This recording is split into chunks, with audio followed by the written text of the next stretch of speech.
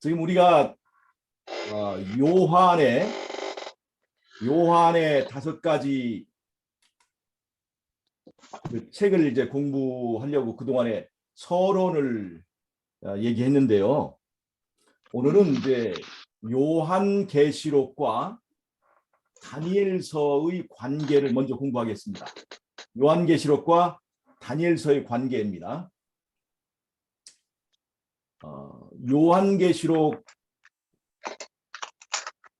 요한계시록이 어떻게 다니엘서와 연결되는지, 그 다음에 이 다니엘서와 요한계시록을 관통하는 그 구별이 무엇인지를 오늘 좀 살펴보면서 요한계시록에 대한 것을 먼저 좀 짚고 나가겠습니다. 다니엘서는 12개의 장, 12장으로 이루어진 책인데요. 자, 다니엘서는요. 1, 2, 3, 4, 5, 6. 그 다음에 7, 8, 9, 10, 11, 12. 이렇게 12개의 장으로 되어 있습니다. 여기서 지금 1에서 12까지 숫자가 다 보이시나요? 네. 네, 좋습니다. 1장에서 6장까지는 역사 부분입니다. 1장에서 6장까지는요. 7장에서 12장까지는 예언 부분입니다. 이렇게 다니엘서는 이렇게 이루어졌는데요. 이게 계시록 12장, 계시록 12, 13장과 계시록 14장과 아주 이렇게 교차 그 대꾸로 되어 있습니다. 이게 X자로 연결돼요. 잘 보세요. 계시록 13장, 14장에서 어떤 사건이 있냐면 짐승의 우상을 세우는 사건이 있죠. 짐승의 우상을 세우는 사건. 그 짐승의 우상을 세운다는 것이 뭡니까? 멸망에 가증한 것이 거룩한 곳에 선 것을 보거든 너희는 산으로 도망하라고 하는 바로 예루살렘 멸망에 대한 그 사건입니다. 이 시대적으로 이것이 일요일 휴업령이라고 할 수 있습니다. 예루살렘을 바벨론이 에워싸는 사건입니다. 이것이 일요일 휴업령이죠. 휴업령이죠. 네. 네. 그런데 다니엘서 1장을 보면요. 다니엘서 1장 1절을 보면 여호야김 왕 3년에 바벨론 왕 느부갓네살이 예루살렘을 에워싼다고 하는 얘기와 함께 다니엘서 1장이 시작됩니다. 다니엘서 1장. 여호야김 왕 3년에 느부갓네살, 바벨론 왕 느부갓네살이 예루살렘을 에워싸는 사건으로 다니엘서 시작이 돼요. 그러니까 다니엘서 1장에도 여기도 예루살렘을 바벨론이 에워싸는 사건이 있습니다. 재미가 있죠? 그런데 이 역사 부분은요. 1장에서 6장까지의 역사 부분은 이제 제가 설명을 드리겠지만 이것은 새 천사의 기별과 연결되어 있습니다. 계시록 14장에 나오는 새 천사 기별. 자, 이제 제가 이걸 설명을 해드릴게요. 왜 다니엘서 1장에서 6장까지가 새 천사의 기별을 말하는지 이제 제가 이걸 설명을 해드리겠습니다.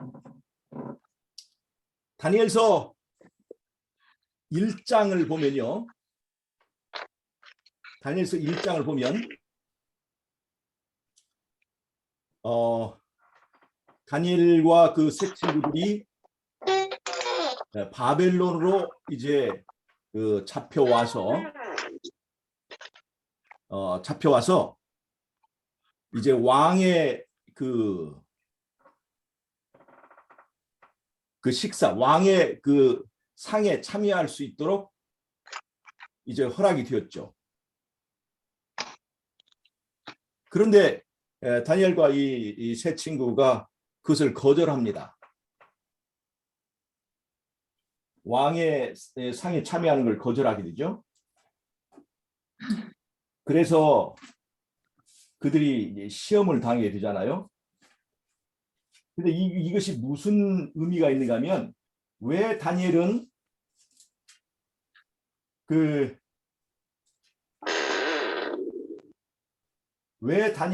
그때에 왕의 진미에 참여하기를 거절했는가? 그것은 그 밥상이 바벨론 신에 대한 경배를 전제로 그 왕의 진미에 참여하게 되기 때문에 다니엘과 그 세 친구가 그것을 거절했습니다. 그러니까 다니엘서 1장에 나오는 왕의 진미에 관한 사건은 사실은 경배에 관한 문제였다는 거예요. 경배. 즉 창조주를 경배할 것이냐 아니면 바벨론 왕의 진미에 참여함으로 바벨론 신의 짐승의 우상에게 경배할 것이냐 하는 것에 대한 문제가 거기에 얽혀 있다고 하는 것입니다. 계시록 13장과 14장을 보면 계시록 13장 끝에 짐승의 우상을 세우고 그 짐승의 우상에게 경배하고 누구든지 짐승의 우상에게 경배하고 그 이마나 손에 그 인을 받지 않으면 누구든지 죽임을 당하게 한다는 그 얘기가 나오지 않습니까? 그리고 짐승의 표를 받지 않으면 매매권을 주지 않습니다. 매매권을. 이 매매권의 문제가 뭐냐면 이 매매권이 없으면 결국은 떡을 구할 수 없게 된다는 것입니다. 떡을 구할 수 없게 되는 거예요. 떡으로 살 것이냐 말씀으로 살 것이냐 하는 선택에 있어서 이 매매권이 없으면 이제 떡을 구할 수 없기 때문에 그래서 하나님의 백성들은 정말 지금 우리가 먹던 그런 화려한 그 식사나 이런 것들을 전혀 누리지 못하고 이제 시골 생활에서 이제 구할 수 있는 아주 비천한 음식을 먹게 될 거예요. 자, 그런데 보세요. 왕의 진미를 먹는데 그 조건이 뭐냐면 바벨론 신에게 경배하는 거예요. 짐승의 표를 받으면 매매권을 주어서 그것이 마지막 때에 바벨론 왕이 허용하고 바벨론 왕이 배급해주는 그 바벨론 왕의 호의로 먹게 되는 마지막 때의 음식과 왕의 진미는 상당히 의미적으로 연결이 된다는 것입니다. 그런데 왕의 진미를 먹기를 거절한 다니엘과 이제 그 세 친구들은 어떤 음식을 먹었어요? 물과 채소를 먹게 되었죠. 우리가 다니엘이 먹게 된 물과 채소를 보통은 이것을 건강 문제로 이제 이 사건을 많이 활용을 하지요. 이봐라, 다니엘과 세 친구도 채소를 먹고 물을 먹지 않느냐. 그런데 이것이 경배의 문제와 관련되면 왕의 진미 옆에 바벨론 신에게 경배하기를 거절함으로 그들이 먹을 수밖에 없었던 물과 채소는 마지막 때에 매매권을 받지 못하고 바벨론 신에게 경배하기를 거절한 사람들이 먹게 되는 이제 비천한 이 세상의 그 형편을 말해준다 하는 것입니다. 즉 다니엘서 1장과 계시록 13장에서 말하고 있는 그 사건은 의미가 있는 것인데 누구를 경배할 것이냐 하는 거예요. 창조주를 경배할 것이냐 아니면 바벨론의 신 짐승의 우상에게 경배할 것이냐. 그래서 첫째 천사의 기별이 뭐냐면요. 첫째 천사의 기별이 뭐냐면 하늘과 땅과 바다와 물들의 근원을 만드신 이를 경배하라 하는 거죠. 창조주를 경배하라 하는 거죠. 계시록 13장에 보면 계시록 13장에 이제 그 끝부분에서 짐승의 우상을 세우게 됩니다. 계시록 13장 여기 보면요. 15절부터 13장 15절부터 제가 권세를 받아 이게 짐승의 소리가 우상이 무슨 소리예요? 저기 실례지만 다 뮤트를 해놓으시고 장로님만 저기 하면 좋겠어요. 그러니까요. 너무 시끄러워. 예, 예. 소리가 무슨 소리인데 너무 시끄러운데. 예, 우리가 그렇죠. 음소거를 할 그렇죠. 예, 음수거로 하시면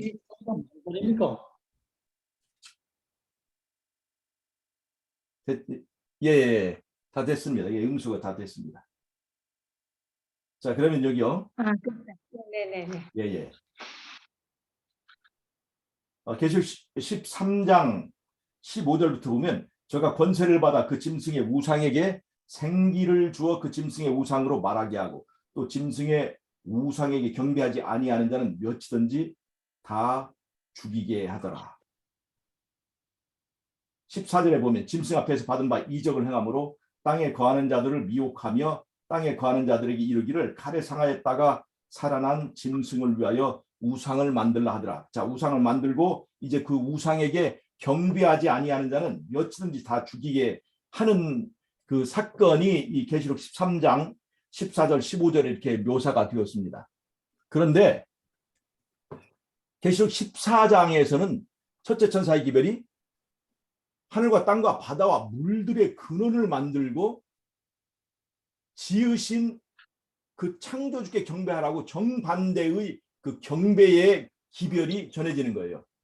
그래서 이 첫째 천사의 기별은 바로 계시록 13장이 말하는 이 짐승의 표, 짐승의 우상을 세우는 사건과 이렇게 마주해서 대항에서 나오는 사건이라고 하는 것을 볼 수가 있습니다. 경배에 관한 전쟁, 경배에 관한 문제가 마지막 때 짐승의 표와 관련되어 있고 또 다니엘서 1장에서 다니엘이 왕의 진미에 참여하느냐 안 하느냐 하는 것이 거기에도 경배의 문제가 있어서 다니엘서 1장은 계시록 14장의 첫째 천사의 기별과 연결이 됩니다. 그리고 그 다음에 다니엘서 1장에 보면 열흘 동안 시험하는 문제가 있죠. 열흘 동안 그들을 시험해서 물과 채소를 먹고 그 다음에 그 왕의 진미에 참여하는 사람들과 그 얼굴빛으로 우리가 판단하자. 얼굴빛으로. 그래서 열흘 후에 이렇게 보니까 그 얼굴빛과 아름다움이 왕의 진미를 먹는 사람들보다 낫기 때문에 결국은 물과 채소를 계속 먹도록 허용이 되었거든요.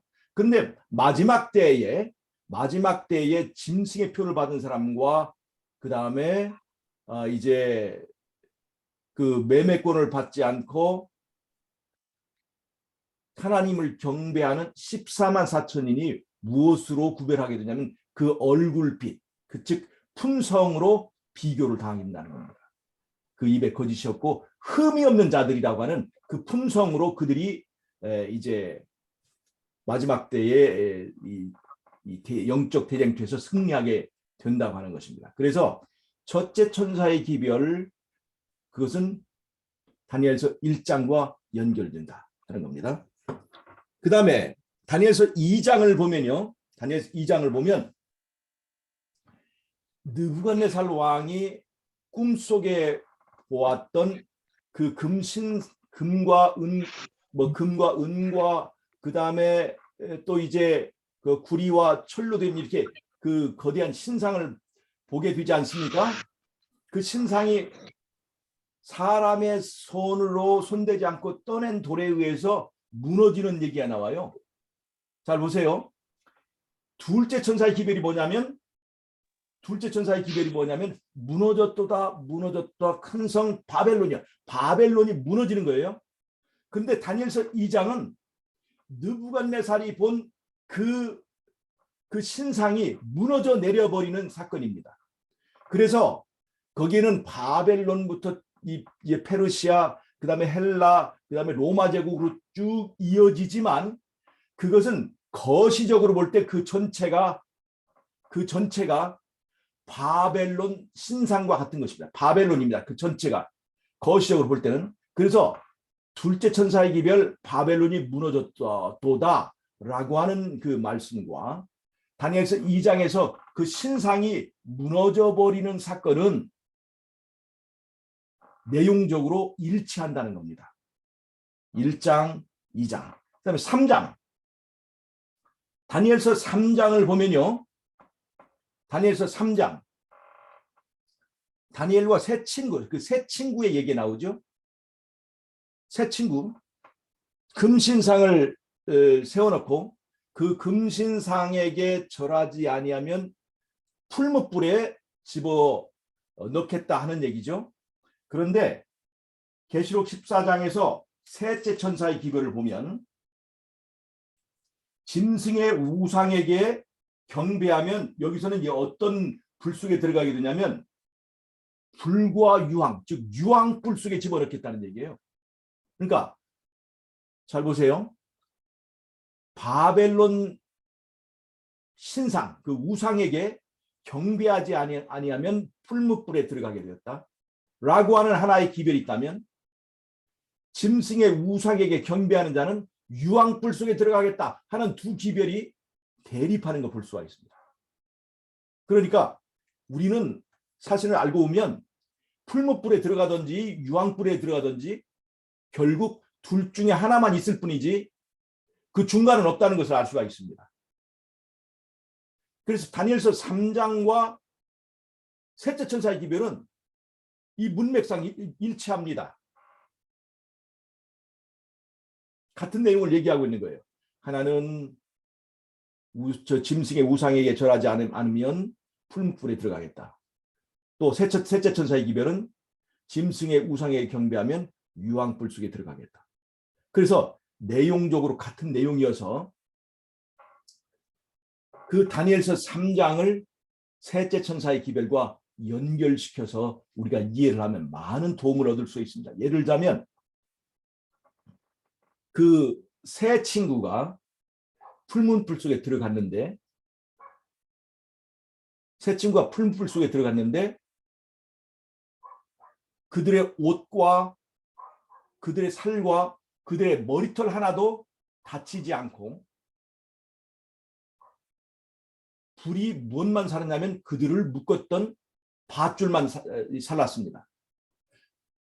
흠이 없었어요. 그 불이 그들의 옷과 그들의 살과 그들의 모든 것을 불태우지 못하고 그들이 모양을 그대로 유지했다는 것은 이 세 친구가 대표하는 마지막 때의 무리들 14만 4천인이 하나님께서 어떻게 그들을 지켜주시며 하나님이 그들의 품성을 어떻게 흠 없이 지켜주실 것인가 하는 것을 보여주는 것이라고 할 수 있습니다. 그래서 다니엘 3장과 셋째 천사의 기별은 연결되어 있습니다.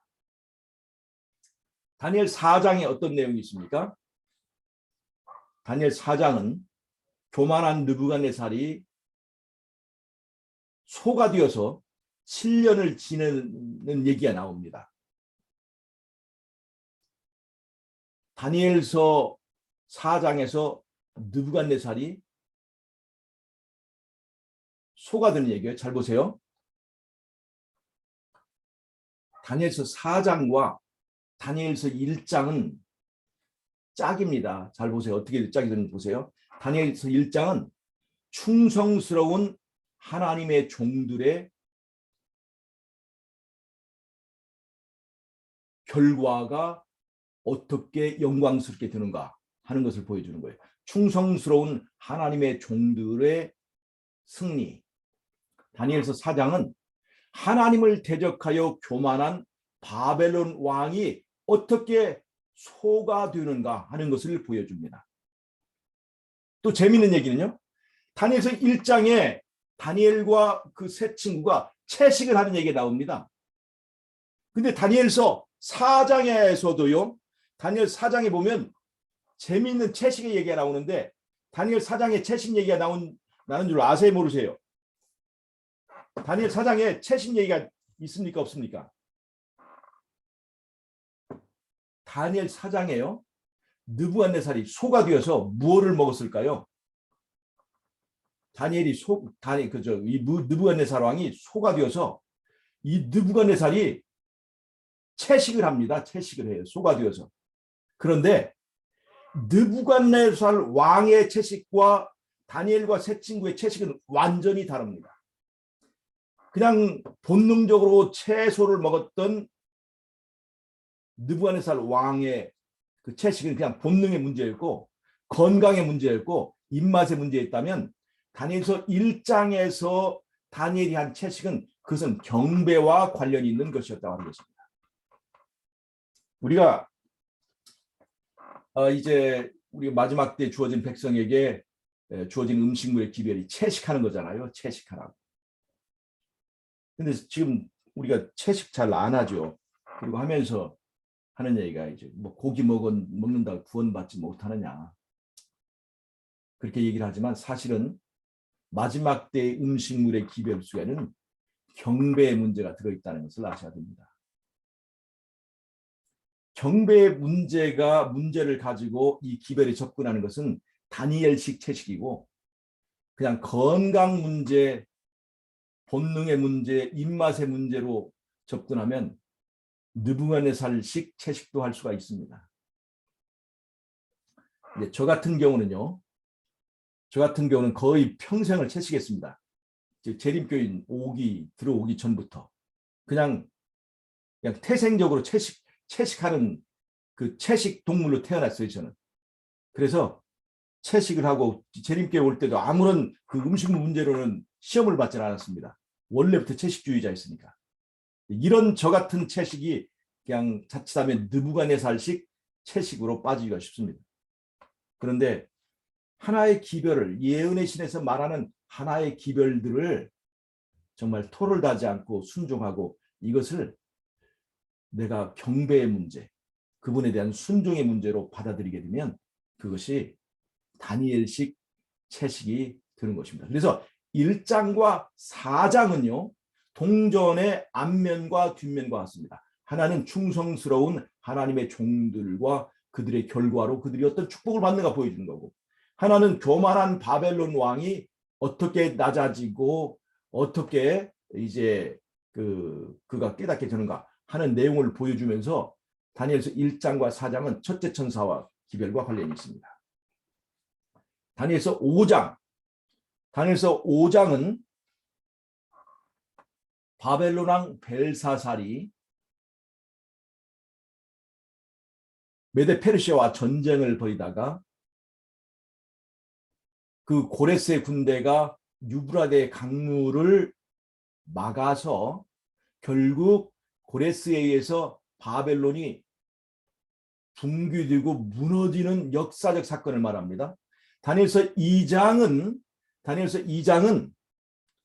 느부갓네살의 꿈에서 보여준 거대한 신상, 머리가 바벨론이면 그 신상 전체가 바벨론인 것입니다. 그래서 그 바벨론이 무너지는 거시적 바벨론의 붕괴를 말하고 있다면 다니엘서 5장은 역사적인 고대 바벨론의 붕괴를 말해주고 있습니다. 그래서 다니엘서 2장과 다니엘서 5장은 똑같이 바벨론의 붕괴를 말해주는 것이어서 의미가 통하고 하나의 기별을 가진다고 볼 수 있습니다.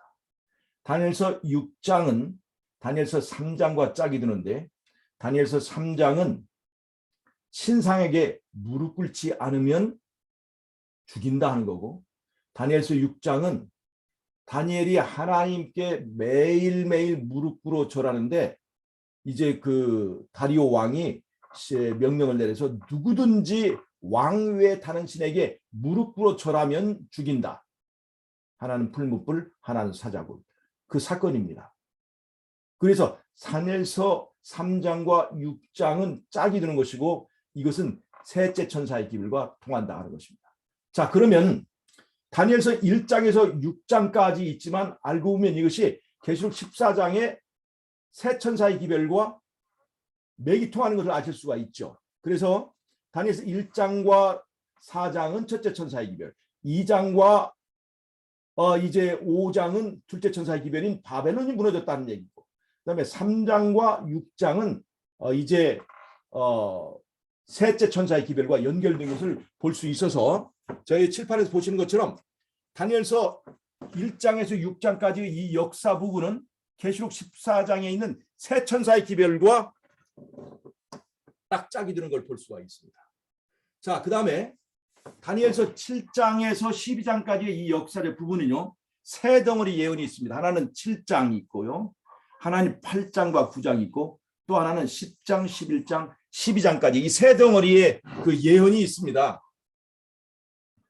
다니엘서 7장은요, 사자, 곰, 표범, 그 다음에 열불 가진 짐승으로 이어지는 그 내용입니다.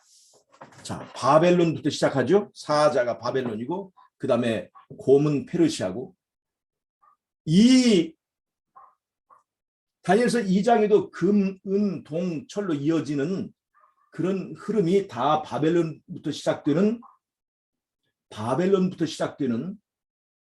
그런 바벨론의 계보, 마지막까지 이어지는 바벨론의 계보를 말해주는데, 다니엘서 2장에서 말하는 역사는 통합적이고 삼위일체에 해당되는 부분입니다. 그 통합적인 거예요. 그런데 지금부터 보게 되는 7장과 8장, 9장, 10장, 11장, 12장에 있는 것은 그 바벨론의 세 가지 면모를 보여줍니다. 첫 번째, 7장은 정치적, 군사적인 면모를 보여줍니다. 정치적, 군사적인 바벨론의 흐름을 보여줘요. 그래서 거기는 맹수들로 표현이 됐습니다. 사자, 곰, 표범, 열불 가진 짐승, 힘을 가진 짐승들이죠. 정치적, 군사적 바벨론의 모양입니다. 그리고 이 7장은요, 계시록 12장에 정치적 바벨론, 정치적 로마 제국과 연결됩니다. 정치적 로마 제국. 계시록 12장에는 뭐가 있어요? 붉은 용이 등장하게 되죠. 자, 다니엘서 7장에는 마지막에 넷째 나라가 열불 가진 짐승인데, 그 열불 가진 짐승이 다시 어디에 등장하냐면 계시록 12장에 등장합니다. 열불 가진 붉은 용이 등장하게 되죠. 그것은 다니엘서 7장과 연관이 있기 때문에 그렇습니다. 다니엘 7장에서 말하고 있는 정치적 바벨론의 흐름은 계시록 12장에서 말하는 붉은 용으로 이어지는데, 그 붉은 용이 바로 정치적 로마를 말한다고 하는 것입니다. 다니엘서 8장과 9장은요, 같은 이어지는 한 덩어리 예언인데, 거기에는 나오는 짐승들이 수양, 수염소, 그 다음에 작은 뿔, 이렇게 이어졌습니다.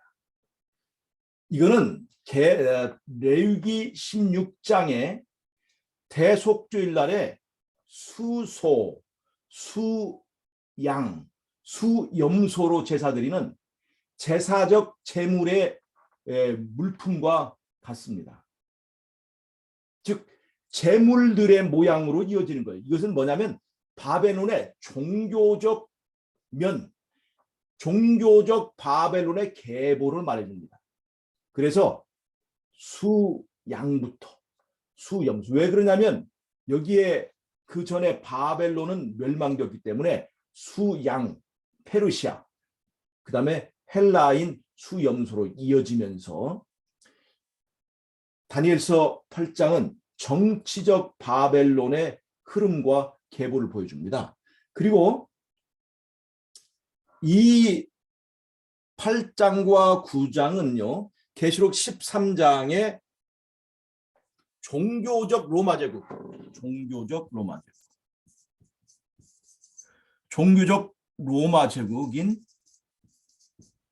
로마 카톨릭으로 연결돼요. 즉 다니엘서 8장과 9장은 계시록 13장과 연결되는 것을 볼 수가 있습니다. 자, 그 다음에 다니엘서 10장과 11장과 12장은 한 덩어리입니다. 한 덩어리. 그 중에서 핵심은 다니엘서 11장인데 다니엘서 11장에는요. 남방왕과 북방왕의 싸움이 이루어집니다. 남방왕과 북방왕의 싸움이 이루어져요.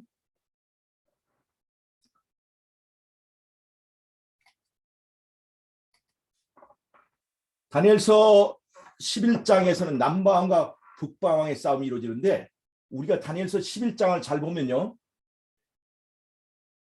다니엘 12장 1절부터 한 12절까지는요. 남방왕이 이깁니다. 그 다음에 13절부터 그 다음부터는 이제 북방왕의 세상이 드는데 이 남방왕과 북방왕의 특징이 뭐냐면 자기 스스로를 높이고 임의로 행하는 것입니다. 이 남방왕과 북방왕은 임의로 행하는 거예요. 그런데 자기 스스로를 높이고 임의로 행하는 것이 뭐냐면 이것이 바로 적그리스도의 특징입니다. 여러분 남방왕이 좋을까요? 북방왕이 좋을까요? 그런데 알고 보면 둘 다 적그리스도라는 겁니다. 이 남방왕은요. 무신론적 남방왕이에요. 신을 부정하고 그러니까 진리의 정반대쪽에 색깔이 완전히 다른 적그리스도를 말합니다. 그런데 북방왕은요. 진리와 아주 유사한 모양을 가지고 있어요. 즉 아주 비슷한 적그리스도입니다. 진리를 아주 색깔이 다르고 정반대쪽에 있는 적그리스도 있지만 아주 비슷한 적그리스도가 있는데 그것이 바로 북방왕이에요. 아주 다른 적그리스도와 아주 비슷한 적그리스도가 둘이 누가 옳으냐 하고 싸우고 있는데 알고 보면 둘 다 적그리스도입니다. 그리고 남방왕과 북방왕의 사이에 누가 있냐면 이스라엘이 있어요. 남방왕과 북방왕이 서로 싸우면서 북방왕이 남방을 치러갈 때 이스라엘 짓밟고 또 남방왕이 북방을 공격할 때 다시 이스라엘 짓밟고 하는 남방왕과 북방왕의 싸움을 말해줍니다. 자, 여러분 우리가 지금 한국에서는 이번에 민주당과 이제 국민의힘, 국민의힘과의 싸움이 이번 대선에 걸려 있죠. 그래서 누가 오르냐, 누가 대통령이 되었냐 하고 모든 사람들의 정신이 그 정치적인 그 싸움에 이제 몰두하고 있는데 사실 알고 보면 둘 다 이 세상에 왕들을 뽑는 겁니다. 알고 보면 미국이 이기나 중국이 이기나 알고 보면 그게 다 적그리스도라고 하는 거예요. 왜 이 남방왕과 북방왕의 싸움이 있느냐? 우리 하나님의 백성들이 남방왕 쪽에 속하든지 북방왕에 속하든지 그 싸움에 휘말리는 순간 우리는 우리가 싸워야 될 영적 대쟁투를 잊어버리게 만들기 위해서 사단이 이 세상을 그렇게 싸움질로 서로 편을 나눠서 싸우게 가고 우리로 하여금 그 싸움에 휘말려서 진짜를 잊어버리게 만드는 사단의 기막힌 기만전술이라고 하는 것입니다. 제가 아침에 갔을 때 아침에 이 작업선교 기관에 갔을 때 거기에 정형님이라고 하는 정신이 이 안 좋은 분이 있었어요. 그 정신이 안 좋은 분을 거기다 이제 맡겨놓고 있었는데 거기에 이제 그 우리 조그만 학생들을 보고 이 정형님을 잘 보도록 이렇게 맡겨놨습니다. 왜냐하면 이 양반이 정신이 없어가지고 어디를 확 내려가고 사라져 버리면 그 맡겨놓은 책임을 그 잘 관리하지 못한 책임을 물어야 되기 때문에 그 아이들에게 그 정형님을 잘 지키도록 그렇게 하는데 어떤 때 이 사람이 내려가야겠다고 딱 마음 먹고 하면요 이 조그마한 애들이 그 길을 막을 수가 없습니다. 힘이 막 너무나 세가지고. 그래서 어느 한 번은요 이 정형님이 막 이제 집에 가겠다고 막 내려가는데 애들이 막으려고 해도 막을 수가 없어요. 그런데 뭐 사람들은 막 난리가 났죠. 정형님 내려간다 잡아라 그렇게 하는데 거기에 노련한 그 능구렁이 같은 그 한 적이 있는데 그분이 바로 임병훈 장로님인데 그 임병훈 장로님이 어떻게 이 사람을 돌아오게 하냐면 아치네에서 저 아래 쭉 내려가서 하우스 있는 데까지 내려가도록 아무 말도 않고 있다가 하우스 정도에까지 내려가면 이 정영님 보고 절대로 가지 말라 그런 얘기는 하지 않아요. 절대로 가지 말라 하는 얘기는 하지 않고 그냥 정영 그 하우스에 호박 달렸나 봐. 이렇게 얘기를 하면요. 이 사람이 집에 가지 말라는 말은 아니기 때문에 그냥 쑥 고개를 돌리고 하우스를 쳐다봐요. 하우스를 들어가 보면 보고 와서는 호박 없는데 그렇게 대답을 해요. 그러면 그 다음에 그래 호박 없으면 그냥 올라와 하면 이 사람이 말이죠. 씩씩거리고 내려가다가 다시 돌아와 버려요. 진짜로. 왜 그렇습니까? 호박 바라보다가 자기가 가야 될 길을 잊어버린 거예요. 이 남방어와 북방어의 싸움도 바로 우리가 그렇게 정신을 잃어버리도록 만들기 위해서 이 세상을 서로 네 편 내 편 갈라서 싸우게 만드는 사단의 기만 전술이라는 것을 여러분 알아야 됩니다. 여러분 우리 한국 사람들이기 때문에 한국과 일본이 축구하면 우리나라가 이기도록 그렇게 막 응원하죠. 또 미국과 중국이 축구하면 미국 이기도록 막 응원하고 스포츠나 이런 세상의 이 경쟁이나 이런 것들이 알고 보면 거기에 빠지면 대쟁투, 내 운명을 결정지을 선악간의 대쟁투를 잊어버리 만들기 위해서 사단이 만들어 온 남방왕과 북방왕의 싸움들이라고 하는 것입니다. 여러분 이 남방왕과 북방왕은 둘 다 적그리스도입니다. 완전히 모양이 다른 적그리스도, 모양이 비슷한 적그리스도. 그리고 둘이 옳다고 싸워가면서 다니엘서 11장에서는 마지막에 북방왕이 힘이 세집니다. 그리고 북방왕이 세계를 지배합니다. 그런데 이 북방왕이 세계를 지배할 수 있기 위해서 이 북방왕의 정치적 힘이 되어주는 마지막 때의 나라가 뭐냐면 그것이 바로 미국입니다. 미국. 그것이 어디 나오느냐? 계시록 13장의 첫 부분은 종교적 바벨론인 로마 카톨릭이 나오고 계시록 14장 한 10절부터는 바로 두 뿔 가진 새끼 양 같은 짐승. 바로 미국이 계시록 13장에 나옵니다. 그래서 다니엘 11장에서 말하는 적그리스도가 세상을 장악하게 되고 그 다음에 하나님의 백성들을 이제 핍박하는 그런 사건이 이루어지기 위해서는 계시록 13장에 미국이 그것을 다 받쳐준다는 것을 알게 될 때 10장, 11장, 12장에서 말하고 있는 이 적그리스도에 관한 이 내용은 계시록 13장의 미국과 연결되어서 여러분 잘 보시면 다니엘서 7장 계시록 12장과 연결되고 다니엘서 8장 9장 계시록 13장의 전반부에 연결되고 계시록 다니엘서 11장의 적그리스도의 싸움은 계시록 13장의 뒷부분과 연결되어서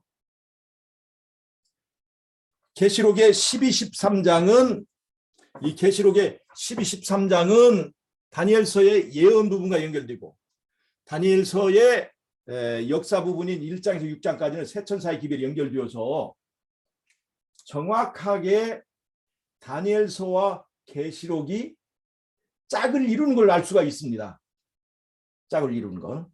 자, 그 다음에 계시록 11장에 보면 계시록 11장입니다. 계시록 11장에 보면요. 계시록 11장을 보면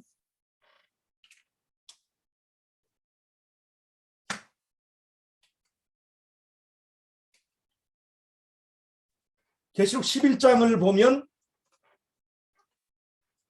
재림운동 사건이 나오는데 무지개를 입은 힘있는 천사이죠.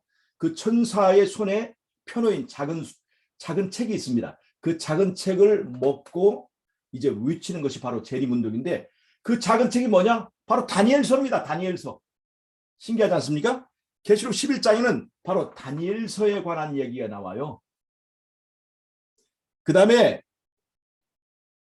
계시록 11장 19절에 보면 7번째 나팔이 소리를 내면서 이제 마지막 대속주일 지성소 심판이 시작됩니다. 계시록 11장에서요. 19절에 그 얘기가 나오죠. 그런데 다니엘서의 내용이 뭐냐면, 다니엘이란 뜻이 뭐냐면 하나님이 심판하신다는 얘기예요. 하나님이 심판하시는 것이 어떻게 계시록 14장에 새 천사의 기별에서 영원한 복음이 될 수 있느냐? 하나님이 심판하시는 것이 어떻게 복음이냐? 이상구 박사나 누굽니까? 이번에 나오는 어떤 목사는 이 심판이 강명구. 강명구 말고요. 누구죠? 박영호. 박영호 목사인가요? 박영호? 네, 박영호 목사. 이 박영호 목사가 바로 어떻게 하나님의 백성들 예수님께 십자가에서 심판을 받았는데 심판 없다. 뭐 그렇게 얘기를 하는데, 계시록 14장에서는요. 하나님께 심판하신다. 그 내용을 영원한 복음에다 얘기를 하고 있습니다. 어떻게 심판이 복음이 될 수 있는가? 다니엘서 7장을 연구하면서 다니엘 7장에 있는 심판은 하나님의 백성에 대한 심판이 아니라 작은 뿔에 대한 심판이다 얘기를 하지만, 계시록 14장에서는 하나님의 백성을 심판하는 알곡 추수와 그 다음에 이 악한 세력들을 심판하는 이 땅의 작은 뿔의 세력을 심판하는 포도주 심판이 함께 있습니다. 두 개의 심판이 연결되어 있어요.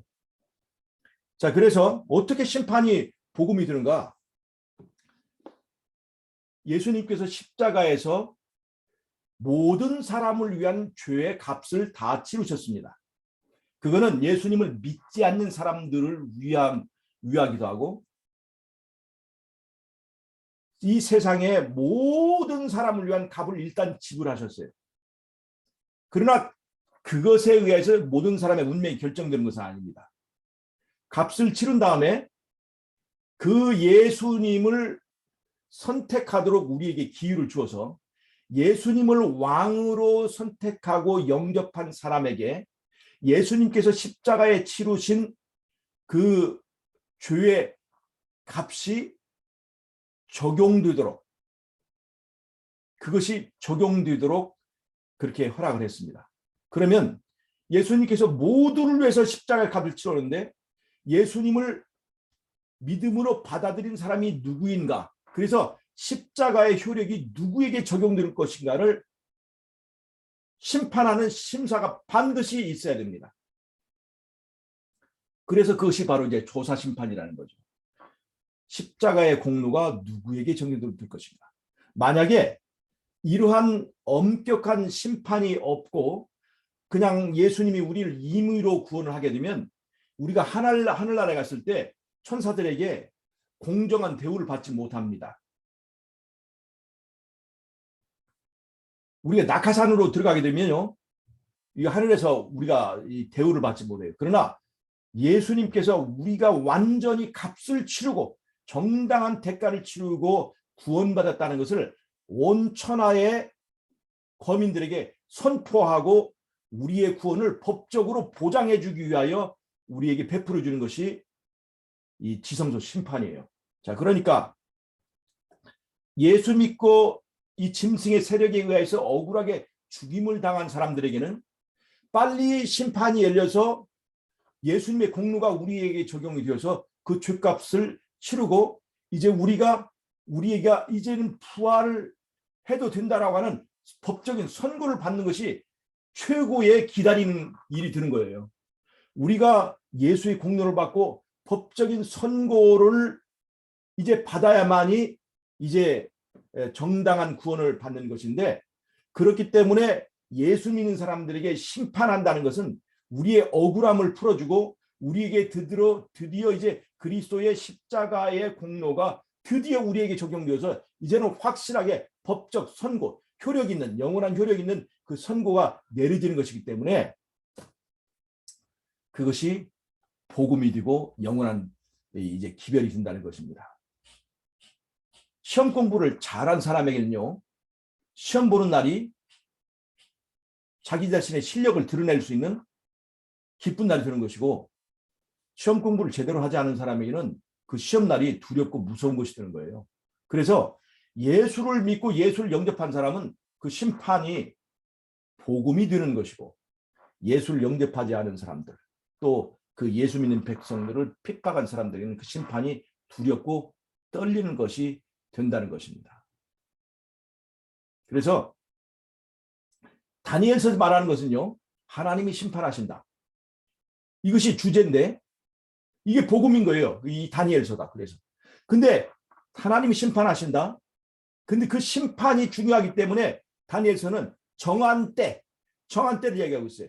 정한 때가 되면 하나님께서 심판하신다. 그 정한 때, 다니엘서 8장이나 이런 곳에 나오는 정한 때가 뭐냐? 바로 심판의 때를 말하는 거예요. 다니엘서 기별이.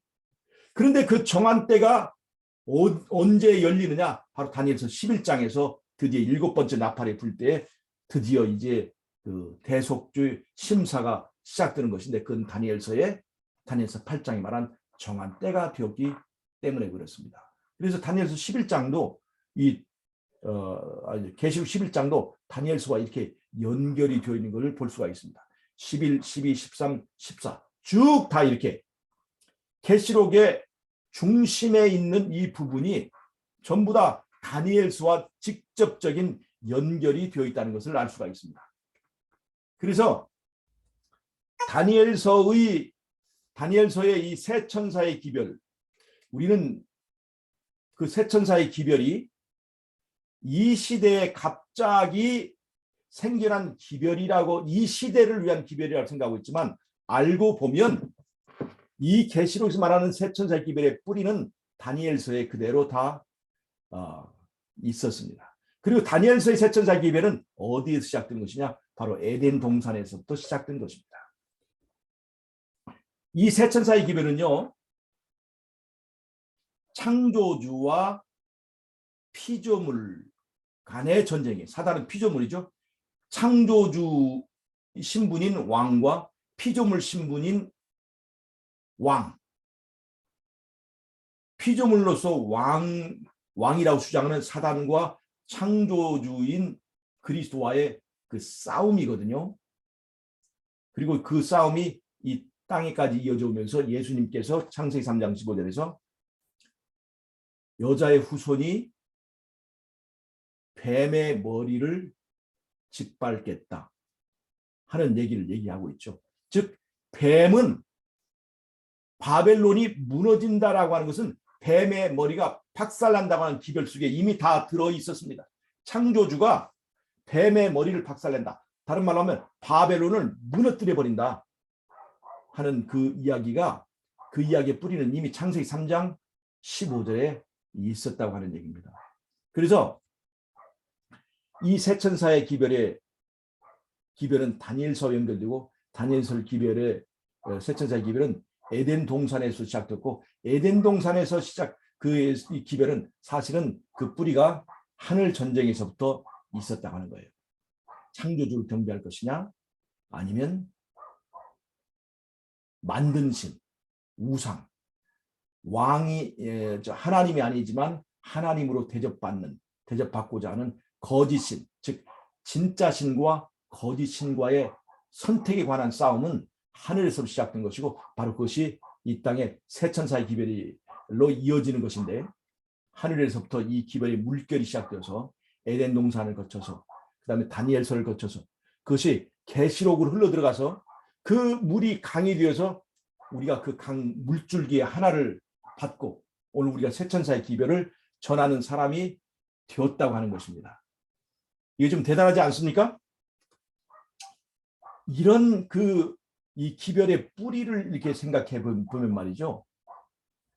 다니엘서와 이 계시록은 떨어진 책이 아니라 하나로 연결된 책이고, 이 가운데 이제 위쳐지는 이 세 천사의 기별은 이 시대뿐만 아니라 옛날부터 계속해서 전해 내려오던 그런 하나님의 백성들, 선악의 대쟁투에서 예수님의 편을 드는 하나님의 백성들이 외치고 전하는 기별이라는 것을 알 수가 있습니다.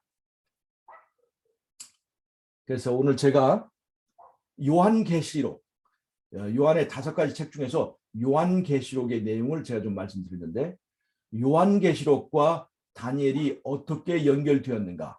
그래서 요한계시록이나 다니엘을 공부할 때 서로 연결해서 같이 내용을 대조하면서 공부하는 것은 굉장히 유익하다 하는 것을 제가 말씀을 드렸습니다. 제가 이제 지금부터는 이제 질문, 여러분들이 질문하는 그 내용을 답변하도록 하겠습니다. 질문하실 분들이 있으면 질문을 해주세요. 네. 카메라는 안 켜셔도 돼요. 네. 오늘 공부한 거든지 또 평소에 어떤 질문할 것이 있으면 지금 이 시간에 질문하시면 좋겠습니다.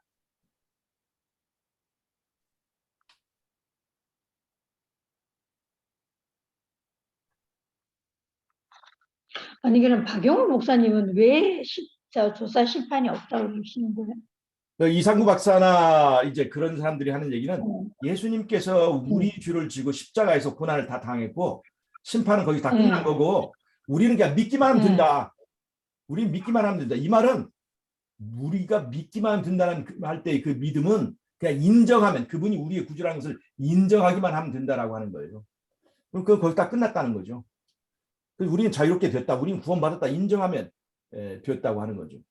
어떻게 보면 정말 편하기도 하고, 그렇게 믿기만 하면 되는데 왜 그걸 못 믿어가지고 그렇게 하냐. 그래서 이상구 박사가 강의할 때마다 어떤 여집사의 그 얘기를 하지 않습니까? 암으로 죽어가는데 목사님 제가 구원 받았나요? 못 받았나요? 물어보니까 목사님이 내가 어떻게 알아? 지금 저기 심판하고 계신데. 그래가지고 그 여집사가 낙담했다고 하지 않습니까? 그것이 바로 이상구 박사 우리 교회를 조롱하는 기별인데, 우리가 이렇게 예수님을 영접하는 것이 일회성으로 끝나는 것이 아니고, 예수님께서는 구원을 예수님께서 결정하지 않고 우리 손에서 결정하도록 하셨잖아요. 왜냐하면 그 구원이 예수를 영접하는 것이에요. 예수를 왕으로 인정해야 되기 때문에 절대로 강요할 수 없고 우리의 선택에 맡겨두신 거예요. 그런데 그 믿음이라고 하는 것은, 그 선택이라고 하는 것은 그냥 일시간의 어떤 감정에 휘말려서 그냥 실수로 할 수도 있는 그런 선택이 아니라 충분히 고려하고 심사할 수 있도록 오늘 선택한 예수님을 그 다음날 버릴 수도 있는 자유가 있어야 되거든요. 충분한 기간을 두고 심사숙고해서 선택할 수 있도록 우리에게 변할 수 있는 그 기회를 주신 거예요.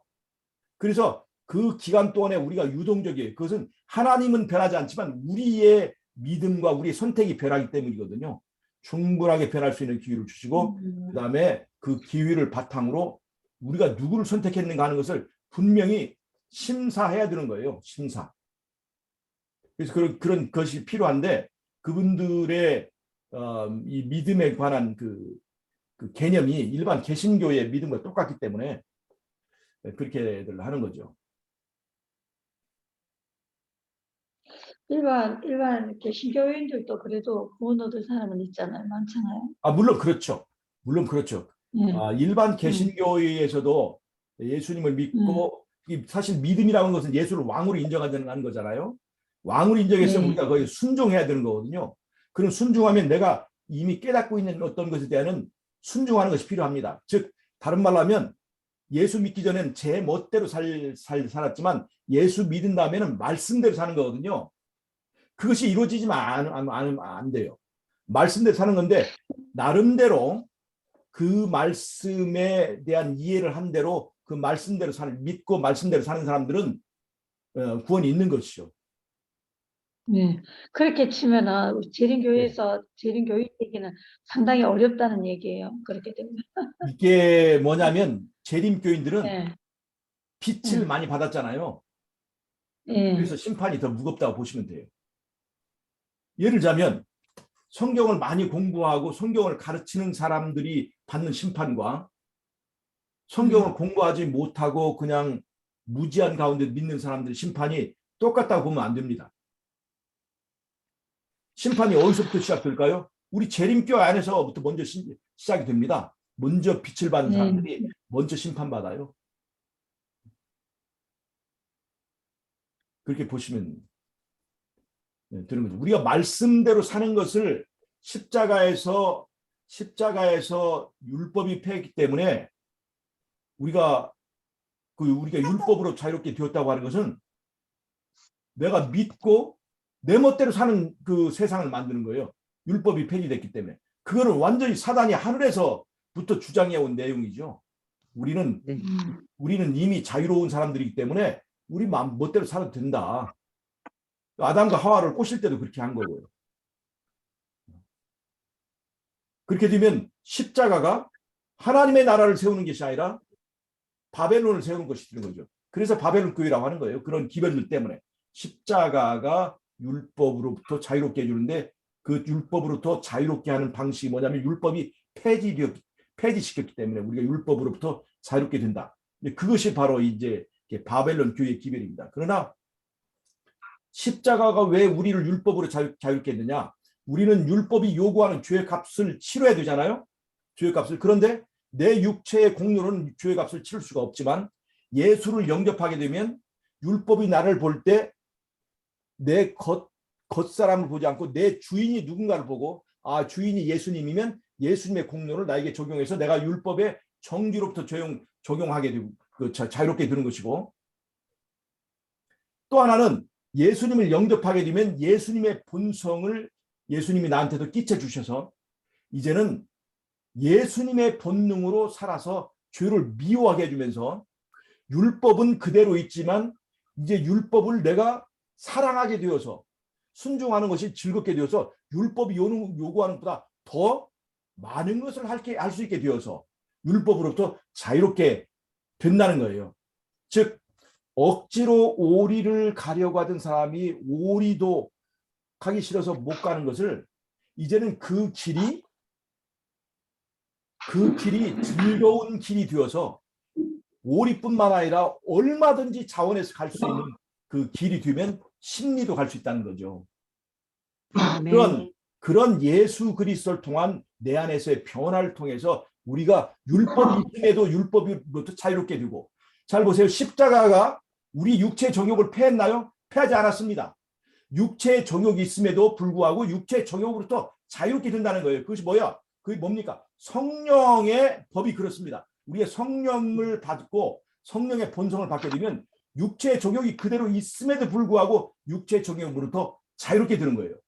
율법이 있음에도 불구하고 율법으로부터 자유로운 사람이 되는 거예요. 율법이 요구하는 것보다 더 많은 것을 할 수 있는 사람이 되었기 때문에 이것이 진정한 율법으로부터 자유롭게 되는 거지, 율법이 폐하거나 율법을 내 입맛에 맞도록 변개해서 이렇게 자유롭게 되는 것과는 전혀 다르다는 것입니다.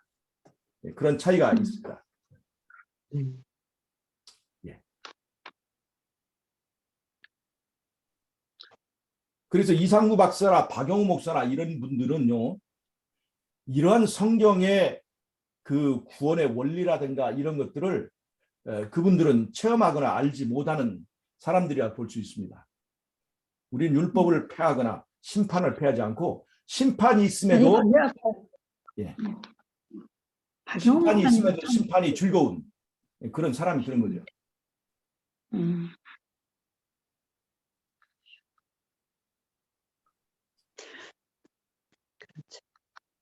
공부 잘하는 사람은 시험날이 두렵지 않습니다. 저는요. 예. 몇 년 전에 제가 잠깐 일화를 말씀드리면 괜찮습니까? 장로님, 예, 시간이 괜찮습니다. 되세요? 괜찮아요. 네.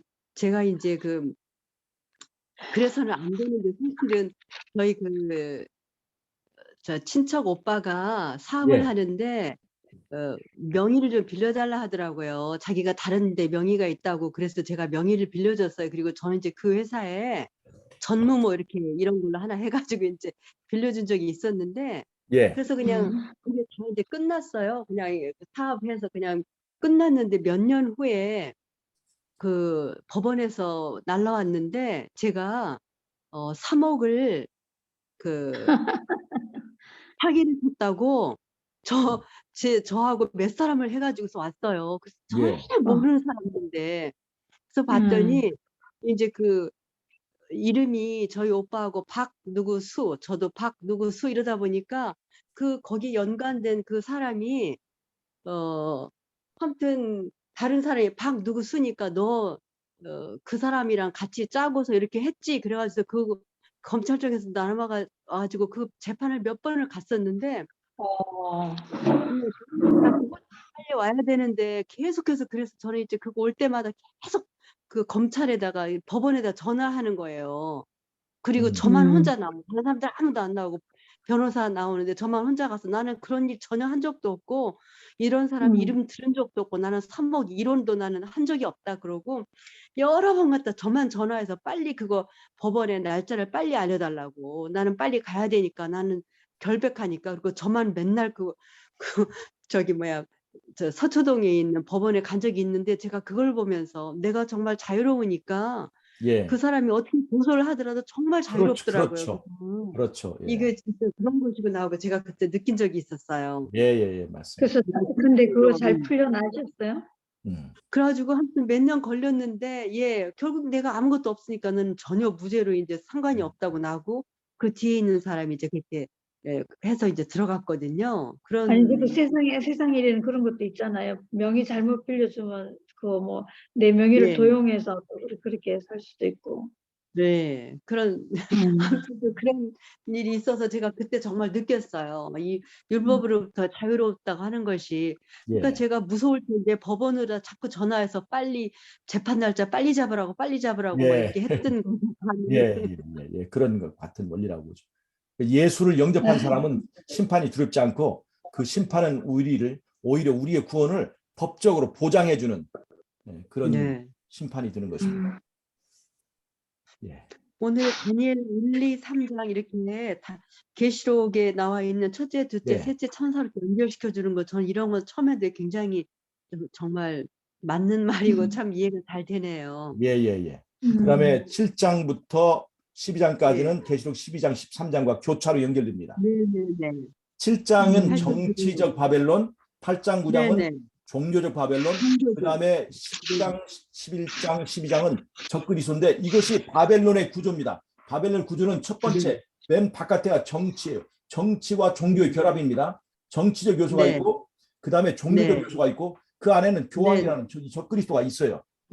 그래서 이 적그리스도의 구조를 그대로 지금 보여주고 있는 겁니다. 네. 예. 그리고 아까 예. 11장에서 남방왕 북방왕의 싸움인데 예. 사실은 남방왕은 너무 무신론적이지만 북방왕은 진리와 유사하다고 그랬잖아요. 예.